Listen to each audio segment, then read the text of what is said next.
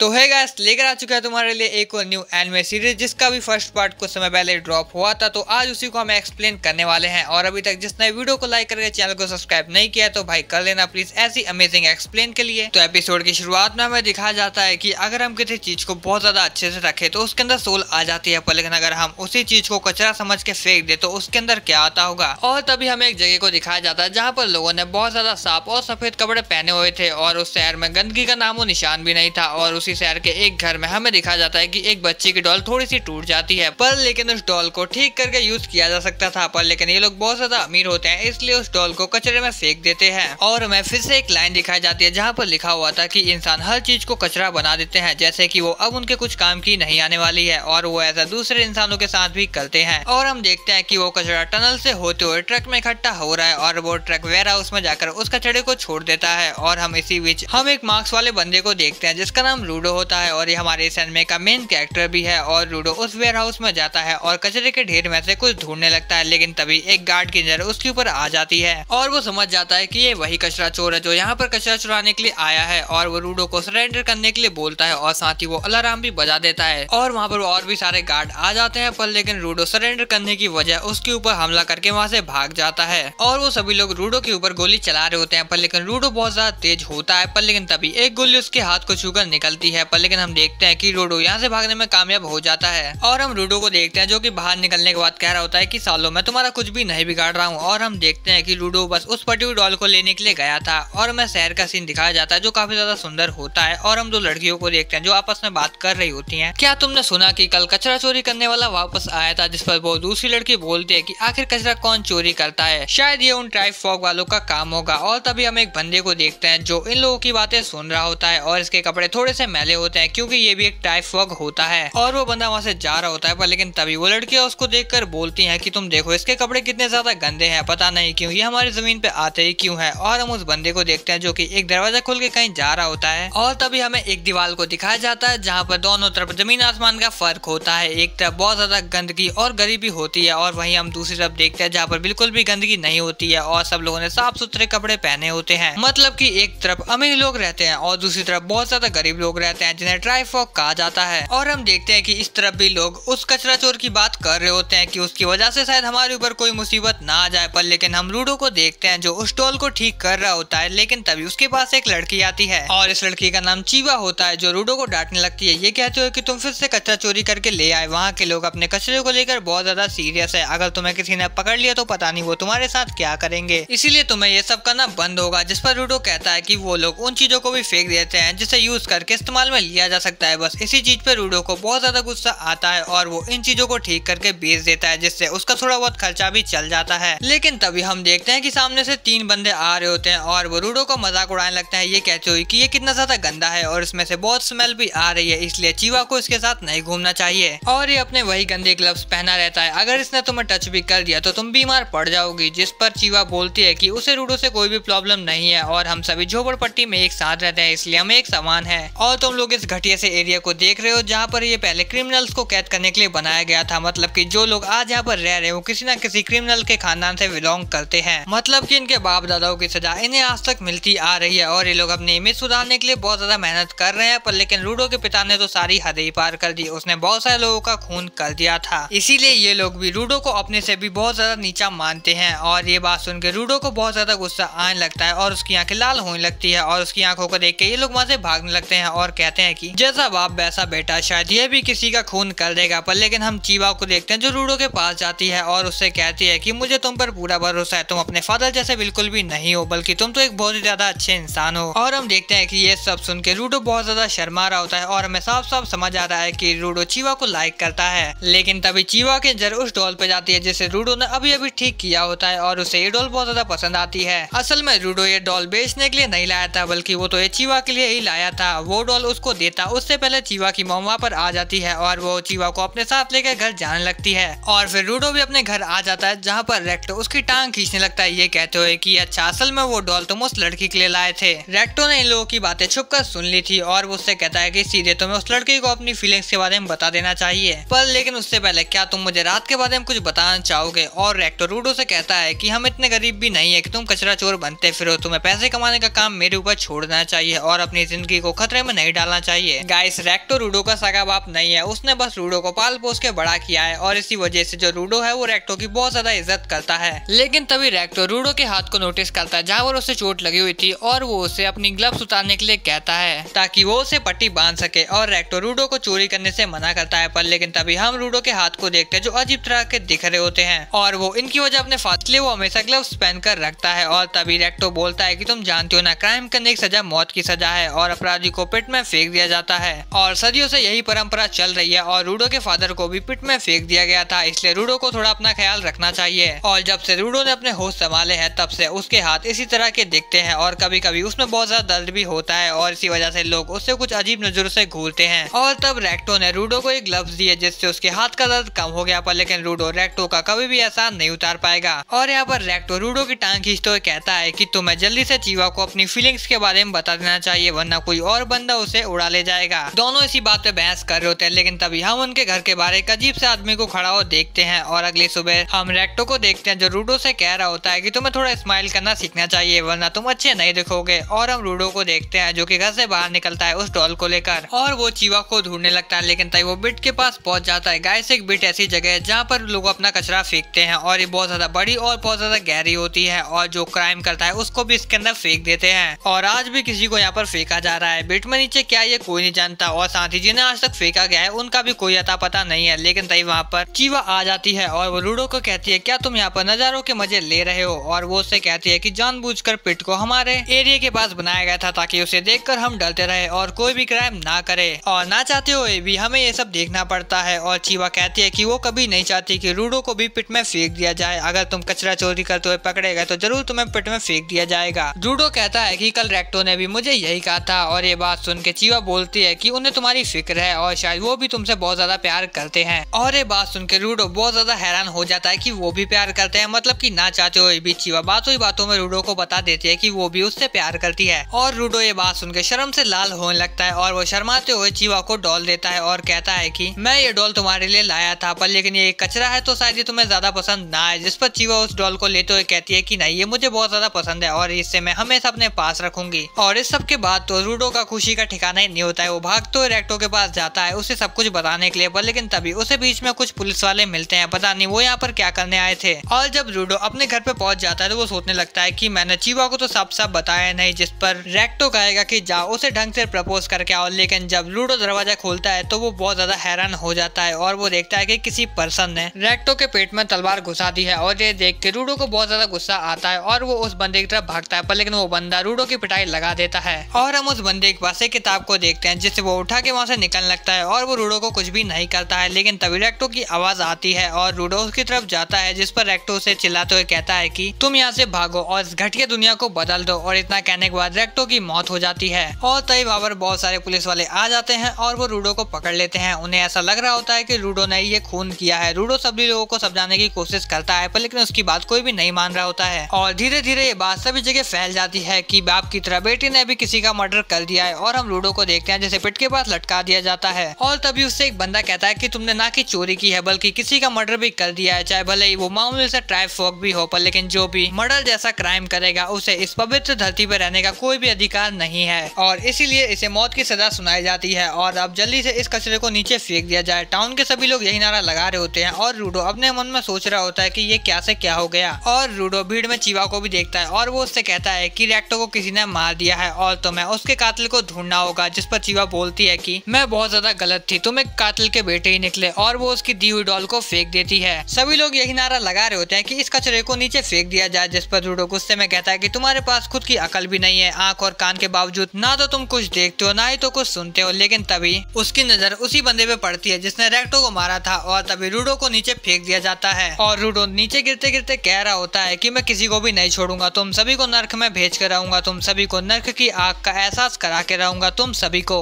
और हम देखते हैं कि रूडो काफी समय से नीचे गिर रहा होता है और जब उसकी आंख खुलती है तो वो खुद को कचरे के ढेर के ऊपर पाता है और एकदम जिंदा होता है। और रूडो अपने चारों तरफ बहुत सारा कचरा देखता है, ये वही कचरा है जो लोग आज तक यहाँ पर फेंकते हुए आए हैं। लेकिन तभी जब रूडो अपने पीछे देखता है तो उसे बहुत बड़ा मॉन्स्टर दिखाई देता है जो कि पूरा कचरे से ही बना होता है। और गाइस ये एपिसोड यहाँ पे खत्म होता है। ये वीडियो तुम्हें कैसे लगी कमेंट में बता देना और अभी तक तुमने इस वीडियो को लाइक नहीं किया तो लाइक करके चैनल को सब्सक्राइब कर लेना। मैं मिलता हूँ तुम्हें इस एनिमे के